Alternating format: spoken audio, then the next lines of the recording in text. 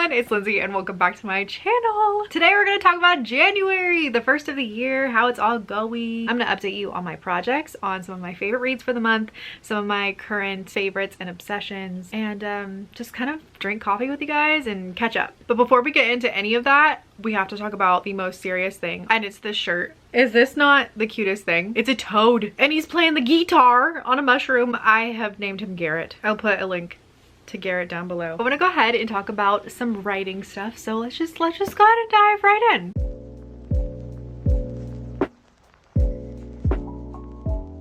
First of all, let's start with Bitter Bones. I have dived back into the second draft of this, and in the month of January I completed seven chapters. The first 6 chapters were already pretty polished though, because those are the ones that I, sent off to everyone to get a little bit of feedback for. And so those were like already like I would consider like maybe 3rd draft form. But from 7 on out, it's the Wild West. I read through the whole first draft and I took notes of things that I really wanted to beef up, places where I had some plot holes, and just made a whole revision plan. The read through went so well because I found so many little places where I could just add in little nuggets of foreshadowing or explain things a bit better. I just feel like the story is going to be so much richer because of that. I'm just finding that I really enjoy writing from the perspective of a boy. It's so different. I always like finding new ways to challenge myself with writing stuff, and writing from a teenage boy is, something new for me. Something I've never done, something I've never been. Like, for example, I write Casey in a way, obviously he's not a monolith of all teenage boys, but I write him in a way where he's like kind of emotionally suppressed. Like, he's not quite sure what to do with emotions. He's also like a teenager, so he's going through puberty, so he has all of these emotions, and he's like, he doesn't have the emotional intelligence to like understand what all of this means for him. So he's just like constantly overwhelmed and either repressing or like exploding. This is also the first time that I've really explored like crushes and things like that, and it's so cute. His little crush is adorable, and the feelings he has for her are adorable, and the way that he talks about her and thinks about her are just precious. That being said, I really overestimated my writing schedule. Once again, I thought I could do more than I could. My original goal was to try to do 3 chapters a week, and I think I'm overestimating how much time it actually takes, because chapter 7 took me a full week, and it wasn't even that long of a chapter. So I'm just like, oh, okay. I thought I was gonna have this draft done by the end of March, and I just don't know if that's gonna happen now. But anyway, it's fine. We're not in a huge rush, and I want this book to be the best that it can be. I'm not necessarily on any like really stringent deadline other than the one I'm giving myself. If it needs extra time, we'll take it and make it the best we can. Another cool little writing thing that I did this month was that I finished my school presentation PowerPoint. One of my goals for 2024 was that I wanted to do more school visits and maybe even orchestrate a school tour. But to do so, I needed like to be able to talk to the kids. So I made a PowerPoint presentation on persevering through publishing, and it's going to be using the odds as a theme of teaching the kids to carry on no matter what struggles that they're dealing with, while also teaching them how a book becomes a published novel. I thought that was pretty brilliant, if I do say so myself. But now that I have that done, I can kind of start like scheduling. Actually scheduling, get to the scary bits. In February, I think my goal will be to contact the school and library team at Scholastic and kind of get some pointers about how to go about this and get started. I don't know. I'm scared. I'm nervous. I'm sweaty. When I get up on a stage or something, I just imagine myself suddenly turning back into like a chubby, self-conscious 12-year-old who has terrible stage fright. Like that's what I'm imagining is gonna happen to me. And I can't put that out in the universe. I don't know why I'm like so terrified of 12-year-olds, but I am. I just want them to like me, okay? Now let's transition over to talking about some reading that I did in the month of January.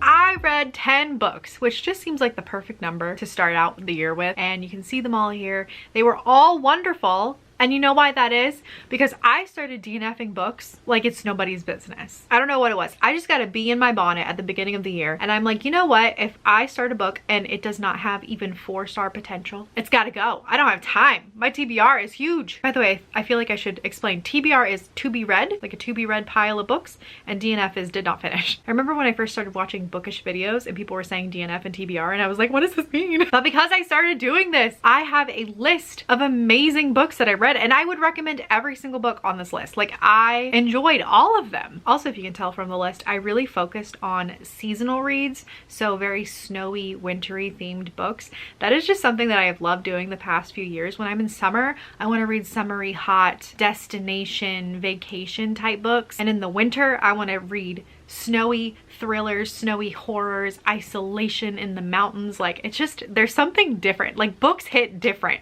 when you read them in the season that they're set in. Since all the books were so good, I could sit here and talk about all of them, but I'm going to quickly go through some of the standouts. One of them that I physically have is The Writing Retreat. This is an adult thriller about a group of girls who win the chance to go to this really reclusive, famous author's estate to write a novel in 1 month. They get there, they get snowed in, and then things happen. This book is very divisive. Most people either love it or hate it. I fell on the more like really liking it side. It is a little unhinged and a little out there, so you have to be okay with those kind of books if you're gonna get down with this. But I will say the writing vibes in the first part of this book motivated me so much to work on my novel myself, because it's just a bunch of girls in this snowy, beautiful manor, and they're all like being very studious and working on their book and doing writing workshops, and like it's like you're there with them, and I'm like, oh, I should go write. But yeah, it was atmospheric, absolutely feral,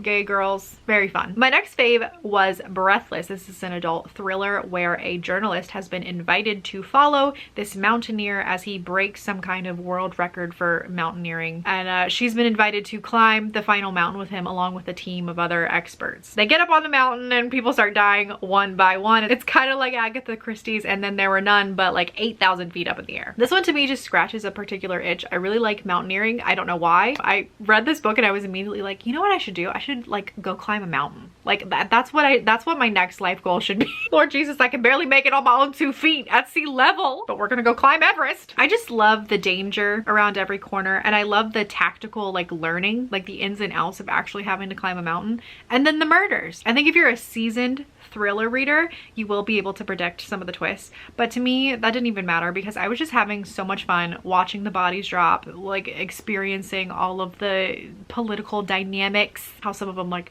loved each other and hated each other, and like it was just juicy. It was juicy. Next we have The Drift by CJ Tudor. This is an apocalyptic thriller, which is something I would never have thought I would say that I really enjoyed, but I really enjoyed this. This is just a true thriller. I mean, there's a little bit of mystery, there's a little bit of murder, but mainly it's just like survival, wild twists, absolutely like just out of left field, fun drama. So in this book, the apocalypse basically happened like 10 years ago. It does deal with virusy stuff, so if you're like not into that, maybe skip. We have a group of college students that wake up and they have been in a terrible bus accident, and then they are stuck on the bus, and there are things happening on the bus that you don't want to be stuck in a bus for. We also follow this woman who is trapped in a cable car when the power goes out. She is taking a cable car up a mountain to get to this place called the Retreat, which is like a research center. She wakes up, she has no idea how she got there, and she's in a weird uniform with a bunch of other people in the cart, and there's also a dead body.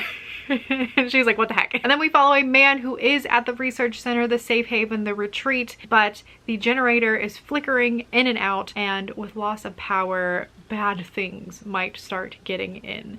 And it is just a wild ride from start to finish. And probably my favorite book of this month is Their Vicious Games. This is a YA thriller, and it's been pitched as like The Bachelor meets Squid Games, which sounds deranged, which is exactly what this book is. Because of kind of crappy circumstances, our main character has lost her full ride to Yale, and so now she feels like she has no future. But there is this like secretive upper echelon game, and if you win like a favor from this family, and they are so rich and powerful they can basically do anything for you. So she joins this competition between all of these girls vying for this like special favor. Also, you might get to marry into the family.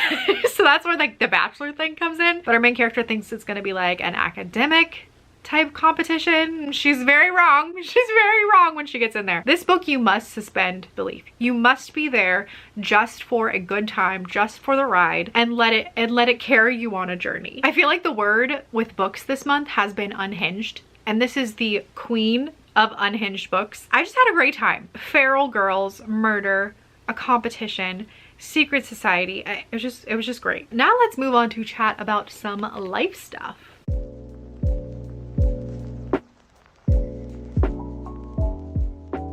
January for me has been very gentle, slow winter energy vibes, and I have been enjoying that so much, like fully giving into that and not fighting it, which has been something new over the past few years. During January, February, and a little bit into March even, I always notice how frustrated I am with my lack of energy and motivation to work and to write. And I think the problem I've discovered is I go into the new year and I'm like, yeah, new goals, like let's get it, and I go into it with the energy of like spring, summer, not remembering that we're like in the dead of winter. Like everything in nature is hibernating, and us as humans are part of nature. So it makes no sense for us to be like rah rah, energy, goals, motivation. Like no, it's the time for rest. It is the time for chill productivity, like slowly and gently making plans for the future.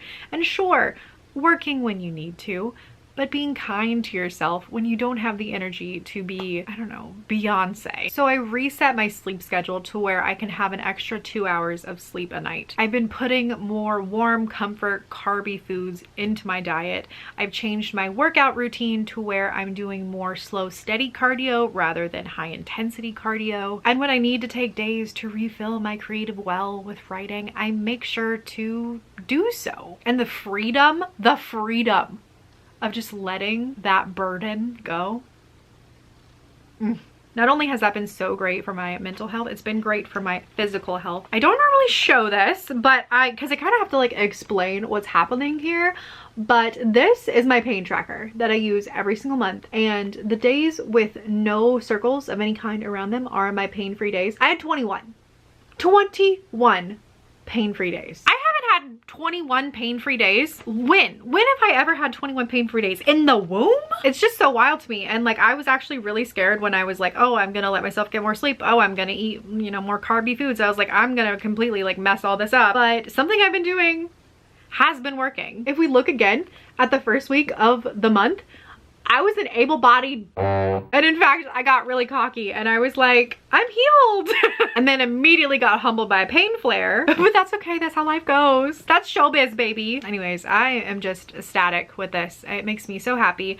I really think that my like change in lifestyle routines that I've been doing over the past few years, just like making small changes to make myself healthier, has really helped and is paying off. I think that for my pain, taking up boxing or any kind of like upper body strengthening has been so good for me, and I'm so sad that I did not try this years ago. Like I have so much more muscle in my back and in my neck and in my shoulders, and I think it's like helping my spine so much. For those of you who didn't know, one of my many ailments is that I have arthritis in my neck. Having more muscles, I feel like, is holding my spine more firmly in place, so my discs aren't like sliding around and hurting as much. I'm also on the least amount of medication that I have been on in probably a decade. I don't know. I know that I'm always gonna be sick. Like there's no cure for the things that I have. It's just kind of like dealing with your illnesses, managing your pain the rest of your life. Some of my issues are degenerative and there's no cure, so they will progress as I get older. However, I just feel like where I'm at right now, I feel like I am taking steps to give myself extra time. I don't really know how to talk about it because I am sick. I always will be sick. I'm gonna be more sick the older I get.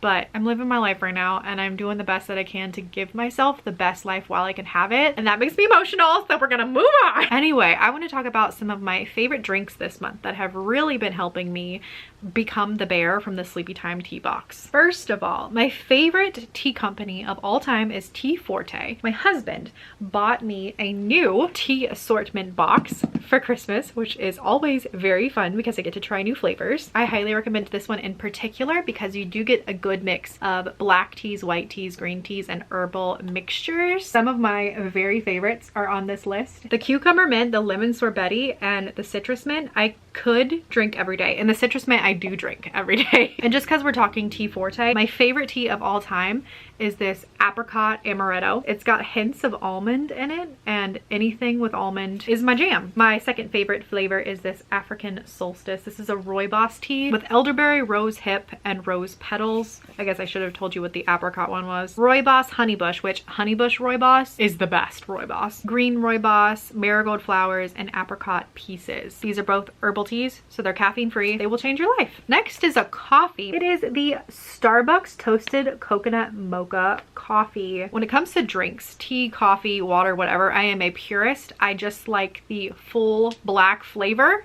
and nothing else. But this is so nice. And I can only imagine how good this would be if you are a sugar and cream person for your coffee, like how this could turn into like a dessert and how good that would be. Okay, and now onto my more childlike section, Fae Farm. I love this game so much. You are a little fairy who moves to a town and helps the town get rid of evil, but in a very cozy, fun way where you're just taking care of little bunnies and growing turnips. And it's so pure. It's so pure and it's so fun. The visuals are stunning. Like the artwork is gorgeous. The music is calming. And like just for a moment, envision this, okay? You've got your little fairy game and you're playing away. You're under a heated blanket. You've got a cup of tea. Maybe you have a fun snowy audiobook playing in the background. You're living your best life. Next, we're going to talk about some more of my 3D printed dragons that I got this month because I cannot be tamed. I got a couple more of the mystery egg babies. I will link the seller down below. I'm obsessed. The first one I got is this little purple boy. His name is Amaranthan and he is a phoenix dragon. These are all like little fidget toys, by the way, if you guys didn't know. So you just like hold them in your hand and you move them around and it is very relaxing. But like, look at his little face.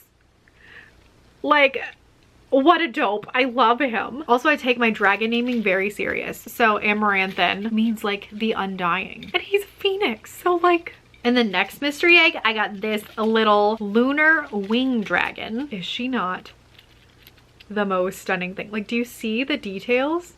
The moons? I can't handle it. She's beautiful. She's also glow in the dark, which was a really fun thing to discover. Since she's glow in the dark and she's a moon dragon, I named her Illuma. Okay, and then this, I'm exposing myself. I asked for one of these dragons. I wanted one of the custom made ones, not just like the mystery, you don't get to pick capsule. I wanted a custom one and my husband ordered me one for Christmas. It just came in because the custom ones take a long time to get in. Are you guys ready for this? I'm not ready. I'm still not prepared. This is the extra large lunar wing dragon. Stop it. Like what a fidget. Like look, I just can't handle the detail. Like how beautiful she is. She's everything. She's so beautiful and she does not have a name yet. So if you have any like intense dragon names that would fit the rest of my intense dragon names, leave them down below. Maybe we'll have her right here the rest of the video. Oh, I love her. She's gonna look so good on my fantasy bookshelf. Okay, and to end off the video the normal way, we're gonna talk about Squish Mallows. I got 3. All of these were actually really sweet, like early Valentine's Day gifts from my husband. The thing about Squish Mallows is if you want to buy them and you want the like seasonal releases, you have to get them early. So like if you want Christmas Squish, you better start getting them in like October. You want Valentine's Day Squish, you have to start getting them in January. Fitting with the dragon theme, this is Tatiana and she's got this adorable little headband. He said that reminded him of me because I always wear like these big headbands. What a cutie. He also got me this little saber-toothed tiger and her name is Cherie. She is also a very good squish. Like there are certain squish that are superior to others and like some of them squish better and this one's just like this is like stress ball level good. And then last but certainly not least, he got me a Miri, but this is the Valentine's Day version, so she has like a little heart. If you didn't know, Miri is my favorite version of Squishmallows. I have a massive 24-inch one and he knew and he saw her and he got her for me. Like tell me this is just not me. Like if I was a Squishmallow, this is who I would be. Yellow, happy, dopey, round. Okay guys, that's it. I don't have anything else about myself to expose. I hope you had a wonderful January. I hope you guys are being kind to yourself. If you've made resolutions and you're struggling to keep them, like remember it's wintertime. Like you should be hibernating. The fact that you're even getting out of bed, that's a huge win. So please don't be beating yourself up. But if you are doing good on your goals, then awesome. I'm just gonna turn into a huge woo-woo energy cycle nature queen from now on because this is working for me so well. I don't want to end the video. I don't want to stop talking to you guys. I miss ya. But I guess I'll go anyway and play with all my dragons. Thank you guys so much for watching. Don't forget to like and subscribe if you haven't already, and order the Glass Witch and the Odds. I think you totally should. They're really good books. Stay warm, stay cozy, drink water, drink tea, and I will see you in the next one. Bye.